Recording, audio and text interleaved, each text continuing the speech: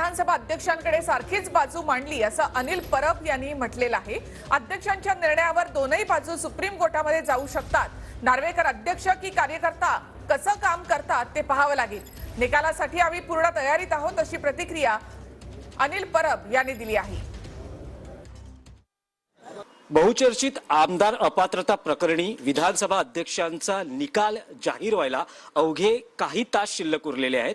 Shiv Sena UBT पक्षाचे नेते Anil Parab TV9 मराठीशी बोलणार आहेत या विषयावर। गेले काही महिने ही सुनावणी होती, युक्तिवाद केले गेले, सुप्रीम कोर्टातून प्रकरण विधानसभा अध्यक्षांकडे आलं आणि आता निकाल जाहीर व्हायला अवघे काही तास उरलेले आहेत। काय पहिली प्रतिक्रिया?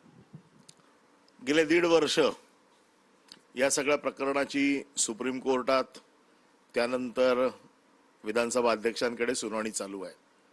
सुप्रीम कोर्टात ह्याच्यावरती सविस्तर चर्चा झालेली आहे, सविस्तर युक्तिवाद झाला आहे आणि सुप्रीम कोर्टाने सगळे मुद्दे अतिशय स्पष्टपणे मांडून अपात्रतेचा निर्णय जो विधानसभा अध्यक्षांचा अधिकार आहे त्यांच्याकडे सोपवलेला आहे। आता विधानसभेच्या अध्यक्षांनी पुन्हा सुनावणी घेतली आणि त्यांना काही मुद्दे चौकट आखून दिली होती सुप्रीम कोर्टाने की या चौकटीत ही सुनवाई पूर्ण करा।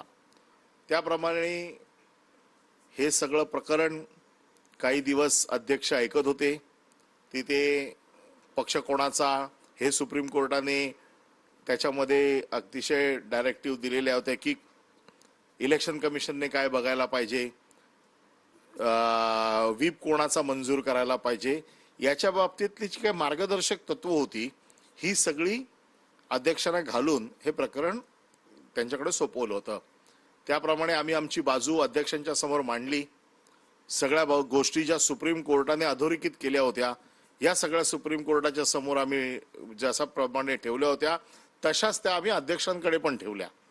व्हीप कोणाचा असेल, स्प्लिट होती की नाही, पक्ष फुटला की नाही, पक्ष कोणाचा, या सगळ्या गोष्टींवरती आमची सविस्तर मांडणी झालेली आहे आणि आता आम्हाला देखील निर्णयाची अपेक्षा आहे।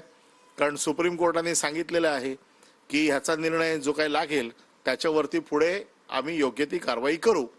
आता अपात्र कोणाला करायचं कोणाला नाही करायचं हा अधिकार आता अध्यक्षांकडे।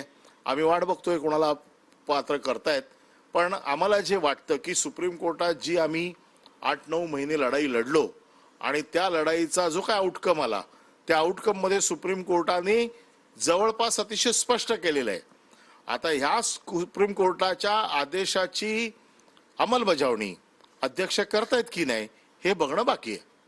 परब साहेब, निकालाचा मुहूर्त जवळपास ठरला आहे। बुधवारी म्हणजे 10 तारखेला सायंकाळी 4 वाजता निकाल जाहीर होईल अशी माहिती सूत्रांकडून मिळते।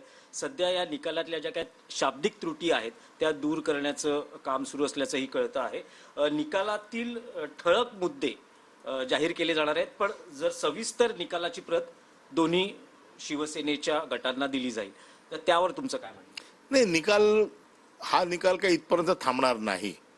या निकालावरती पुन्हा सुप्रीम कोर्टामध्ये पुन्हा याच्यावरती युक्तिवाद होईल।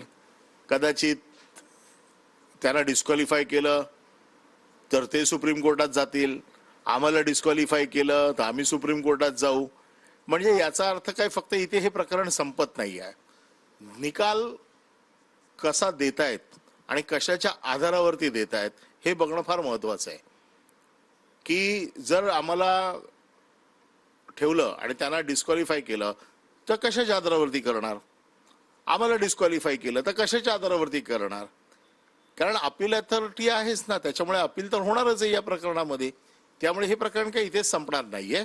आता फक्त बघायचं आहे की अध्यक्षांनी अध्यक्षांचं काम करावं, त्यांनी इम्पार्शियल काम करावं अशी सर्व जनतेची अपेक्षा आहे।